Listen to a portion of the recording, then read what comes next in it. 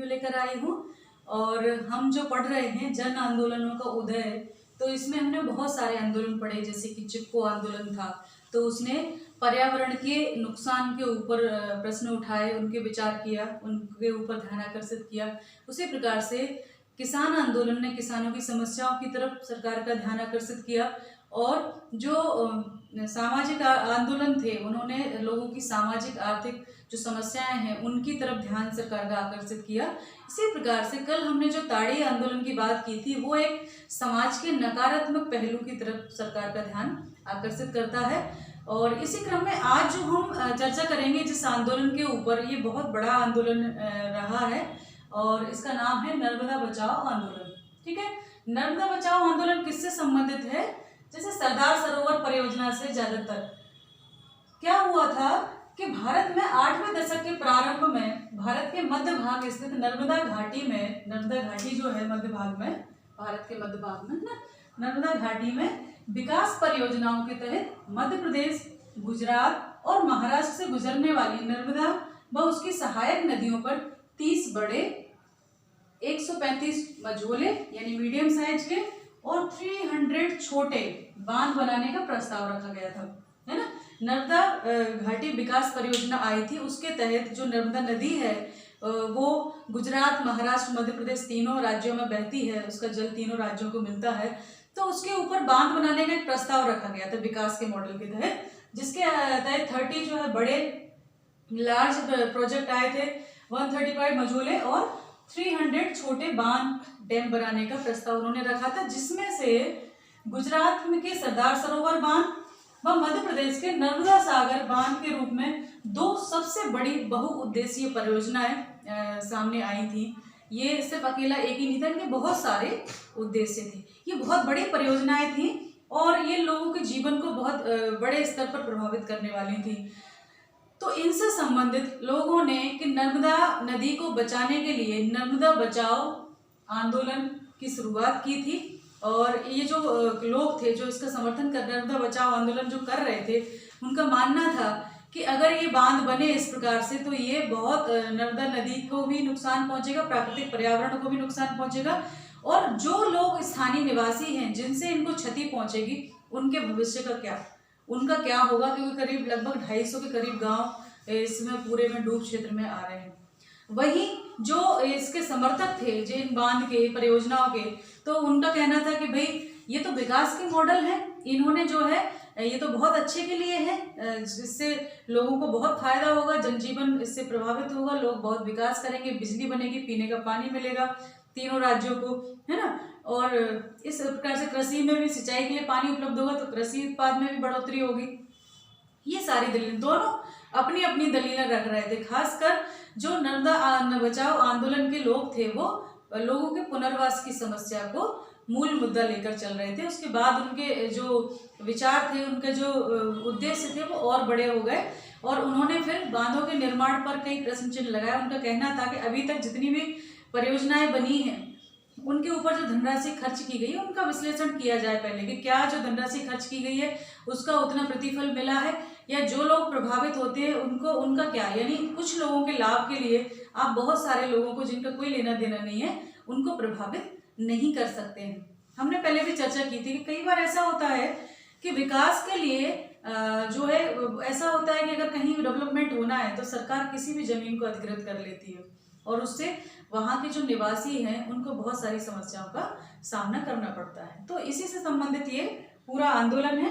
तो मैंने बताया आपको कि गुजरात के सरदार सरोवर बांध और मध्य प्रदेश के नर्मदा सागर के रूप में 2 बहुत बड़ी बहुउद्देशीय परियोजना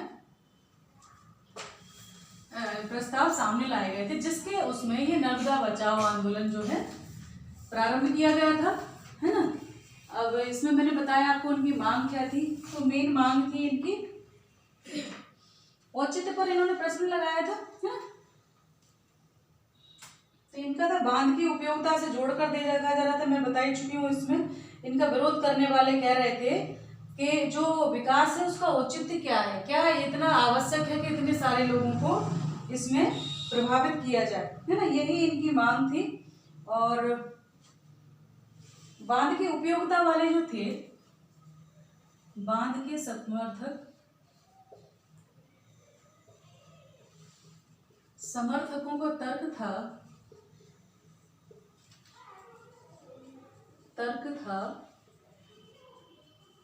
कि इन बांधों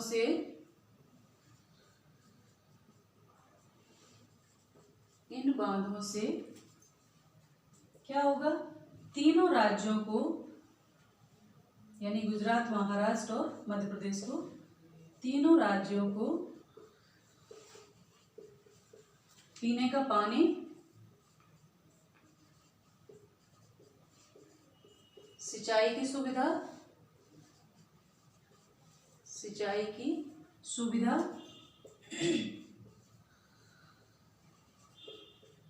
व बिजली प्राप्त होगी।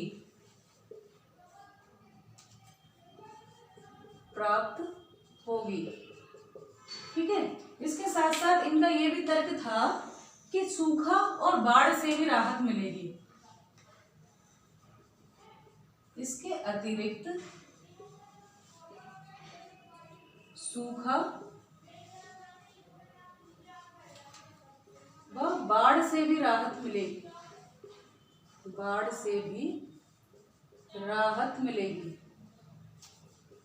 है ना। ये इनका तर्क था, इससे भी इनको जो है राहत मिलेगी, तो हमें ये बांध बनाने चाहिए। वहीं दूसरी तरफ जो नर्मदा बचाओ आंदोलन के कार्यकर्ता थे, उनका तर्क था कि बांध की उपयोगिता क्या है।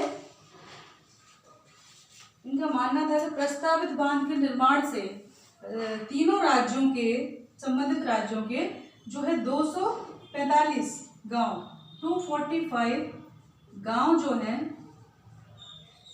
प्रभावित होंगे, यानी डूब क्षेत्र में आएंगे,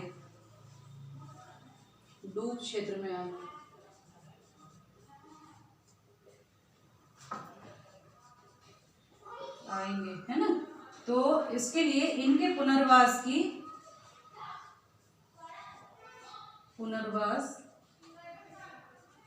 समुचित व्यवस्था होनी चाहिए, यही इनकी मेन मांग थी। समुचित व्यवस्था होनी चाहिए। ठीक है। ये कौन कर रहा था? नर्मदा बचाओ आंदोलन के कार्यकर्ता, आंदोलन के नेतृत्व करता, है ना।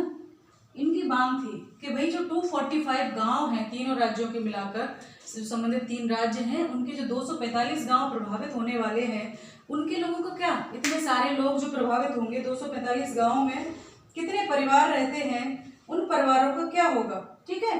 तो इसी क्रम में क्या हुआ, एक आंदोलन की शुरुआत हुई, ये मुद्दा उठा और इसमें स्थानीय लोग भी साथ में आ गए। स्थानीय लोगों के साथ साथ कुछ बड़े लोग भी इसमें शामिल हुए, जिनमें से कि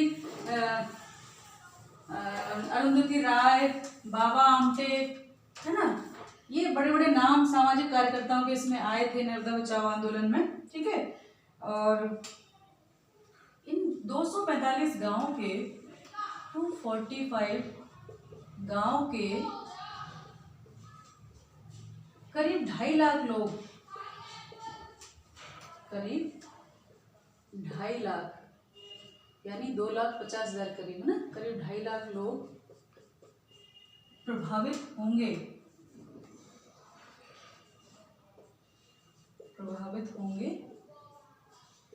तो उनके पुनर्वास की व्यवस्था की जाए, उनके पुनर्वास व्यवस्था एवं पर्यावरण संतुलन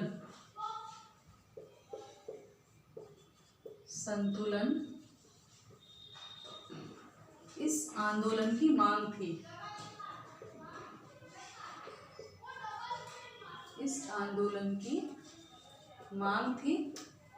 ठीक है। तो इन्होंने ये मांगा कि भाई ये 2.5 लाख लोग जो प्रभावित होंगे उनका क्या, ऐसा ये मांगा। और यहाँ पर क्या हुआ, 1989 में यह मुद्दा पूरे का विषय रहा, चर्चा का विषय रहा। और स्थानीय लोगों के साथ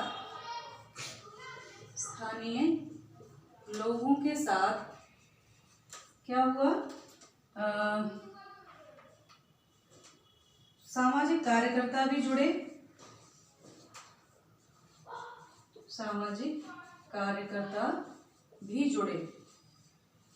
है ना, जैसे बाबा आमटे,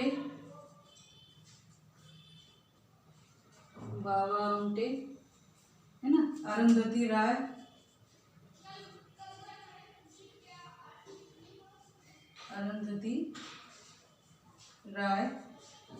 आदि, और भी बहुत सारे लोग थे।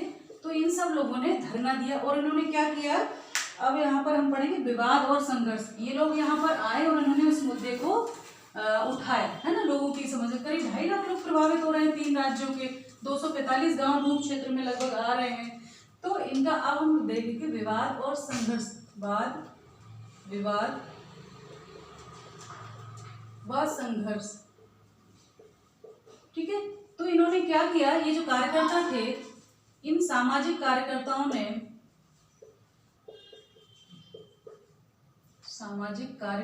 ने लोकतांत्रिक रणनीति का सहारा लिया, डेमोक्रेटिक स्ट्रेटेजी, है ना, लोकतांत्रिक रणनीति का सहारा लिया और क्या किया, प्रदर्शन, रैलियां व सत्याग्रह का सहारा लिया, ठीक है। और ये न्यायपालिका का भी इन्होंने सहारा लिया, न्यायपालिका सहित कई अंतर्राष्ट्रीय मंचों का भी सहारा लिया, ठीक है, सहारा लिया। लेकिन इतना सब होने के बाद भी राजनीतिक और सामाजिक आंदोलनों में जो दूरी है वो यहाँ पर दिखाई दी। और जो राजनीतिक दल है, सत्ता दल के अलावा विपक्ष के लोग भी इसमें बहुत ज़्यादा इंटरेस्ट उन्होंने नहीं लिया। लेकिन फिर भी इनके चलते जो अन्य जो लोग थे, स्थानीय लोग थे और कई सामाजिक कार्यकर्ता थे, तो पूरे भारत में ये फैल गया। और इन्हीं जैसे अन्य जो बांध जहाँ बनाए जा रहे हैं, उन सब में लोगों ने अपने अपने स्तर पर उसको विरोध करना शुरू किया, अलग अलग नदियों के लिए, है ना। तो इसी प्रकार से फिर न्यायालय ने क्या किया, सरकार को बांध बनाने की अनुमति दी, सरकार को बांध बनाने की अनुमति दी, है ना, अनुमति दी, लेकिन पुनर्वास की शर्त पर, पुनर्वास की शर्त पर, है ना। और 2003 में सरकार एक नीति लाई थी, 2003 की जो नीति आई थी उसको भी कहीं ना कहीं इसी से देखा है ना, राष्ट्रीय पुनर्वास नीति आई थी, राष्ट्रीय पुनर्वास नीति आई, राष्ट्रीय पुनर्वास नीति लाई गई थी 2003 में, है ना।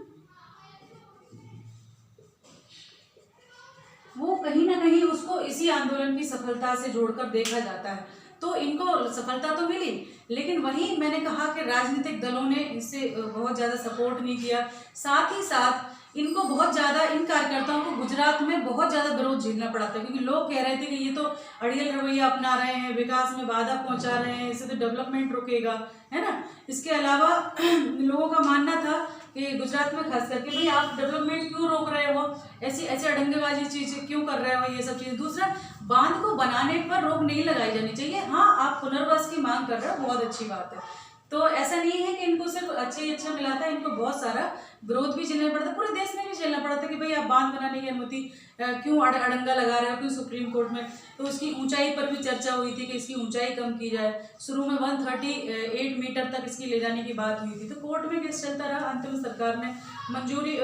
सरकार को मंजूरी मिली, लेकिन यही कि भाई पुनर्वास तो आपको करना पड़ेगा, इतनी बड़ी संख्या में जो लोग प्रभावित हो रहे हैं उनकी व्यवस्था आपको करनी पड़ेगी। तो ये नर्मदा बचाओ आंदोलन था जो बहुत बृहद था, और धीरे धीरे इसी के जैसे बहुत सारे आंदोलन के लोग थे वो इससे जुड़ते चले गए, और अपने अपने स्तर पर इसका जो लेवल था, इसका जो कहते हैं कि संचार था, इसका जो फैलाव था वो बहुत विस्तृत हो गया, है ना। और ये इसको सफलता भी मिली। हालांकि ये सब चल रहा है और समय समय पर सामाजिक कार्यकर्ता इन मुद्दों को उठाते हैं, अगर नहीं उठाएंगे, और उसमें स्थानीय लोग जो है सब मिलकर सहयोग करते हैं। तो ये वीडियो यहीं समाप्त करती हूँ। अगले वीडियो में हम फिर आपके साथ आएंगे, तो अपना ध्यान रखिए, पढ़ाई करते रहिए। मैं सब आपके साथ हूँ। नमस्ते सभी को, धन्यवाद।